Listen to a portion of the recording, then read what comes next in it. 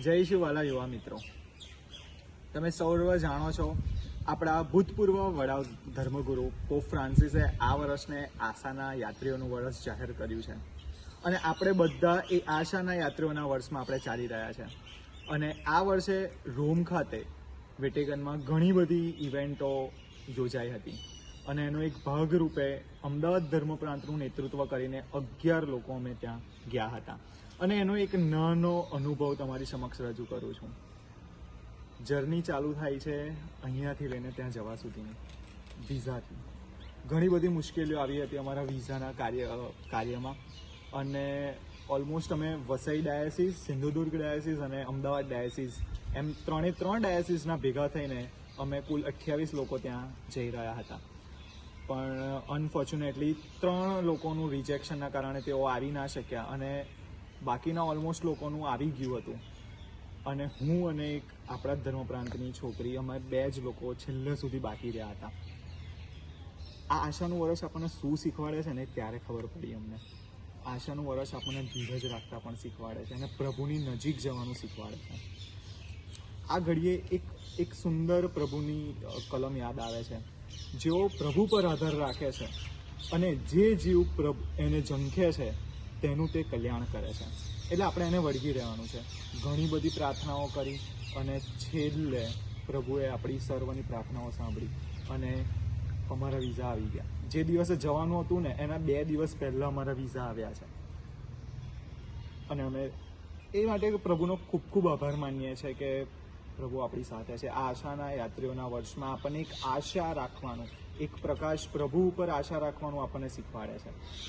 ત્યાં પહોંચી ગયા અને ત્યાંનો જો અનુભવ કહું ને તો અમને લોકોને એક સ્ટેડિયમ લાઈક વોલીબોલ સ્ટેડિયમ હોય ને એવું એક મોટા સ્ટેડિયમની અંદર અમને રહેવાની સુવિધા આપી હતી અને એ સ્ટેડિયમની અંદર અંદાજિત 2500થી 3000 લોકો એક સાથે રહેતા હતા. પણ આ ઘડીએ મેં એક બીજી વસ્તુ શીખી. જો આ જ વસ્તુ આપણા ત્યાં થઈ હોય ને તો કોઈકની કંઈક વસ્તુ જતી રહે છે, કોઈકની કોઈ વસ્તુ તૂટી જાય છે, ઝઘડા થાય છે. આટલા દિવસ અમે 10થી 12 દિવસ અમે ત્યાં રહ્યા પણ તમે ત્યાં શાંતિ અને એકતાનું પ્રતીક તમે જોઈ શકો છો. બધા લોકો હળીમળીને એક જૂથમાં પ્રાર્થના કરે છે, એકબીજાને મળે છે, પ્રભુના ભજનો ગાય છે. આ એક અદ્ભુત નજારો અને એક અદ્ભુત મારા માટે એક મેમરીઝ હતી જે હું ક્યારેય નહીં ભૂલી શકું. ત્યાર પછી અમે લોકો વિવિધ કાર્યક્રમોમાં અમે હાજરી આપી હતી અને પોપ લિયો 14માએ આરાધના કંડક્ટ અને હોલી માસ કંડક્ટ કરી હતી. અને આ સમયે અમે તો વેદીથી 1-2 કિલોમીટર દૂર બેઠા હતા અને એનાથી બી આગળ લોકો બેઠા હતા. એ ટાઈમે અંદાજિત 25થી 30 લાખ લોકો અંદાજિત ત્યાં એટલા બેઠા હતા. પણ એ આરાધનામાં ટાંકણી પણ એને તો બી અવાજ આવે, એટલી શાંતિ. આપણે અત્યારે જોવા જઈએ ને એક સ્કૂલના ક્લાસમાં જઈએ ને તો 30ની સંખ્યામાં પણ આપણે શાંત ના રાખી શકીએ અને આટલા મોટા લાખોની સંખ્યામાં યુથને શાંત રાખવા એ બહુ ઇમ્પોસિબલ વસ્તુ છે.